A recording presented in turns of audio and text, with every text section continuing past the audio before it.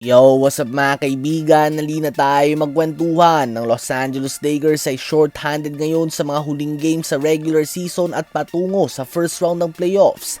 Out nga si Luka Doncic at Austin Reeves dahil sa mga injury nila.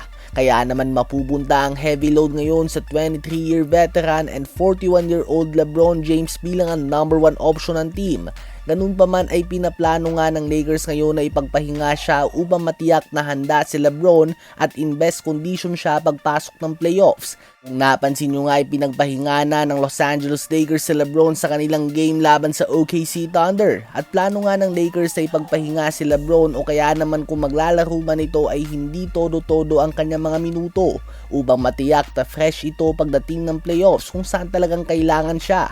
Sa ngayon ay may pag-asa nga ang Lakers na makuha ang third seed sa West, subalit hindi ito inaasahan dahil sa injuries ng kanilang mga main players at nag-iinig nga mga kaibigan ng Denver Nuggets na nakuha pa lamang kahapon ang kanilang ikasampung sunod na panalo ng talunin ng Memphis Grizzlies sa score na 136-119 at sa panguna nga yan ng 26.7 rebounds, 5 assists si Jamal Murray at 14 points, 16 rebounds, 10 assists triple-double ni Nikola Jokic.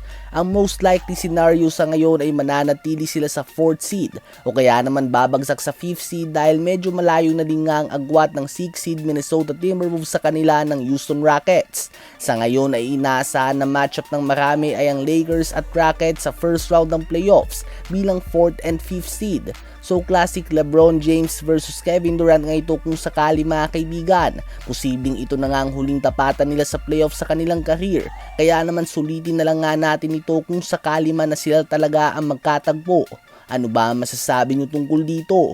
Habang Boston Celtics naman, interesado nga mga kaibigan kay Giannis Antetokounmpo matapos na lumabas sa mga contradicting issue ng kampo ni Giannis at ng Milwaukee Bucks. Mataas nga ang tsansa na matitrade ang two-time MVP sa darating na off-season.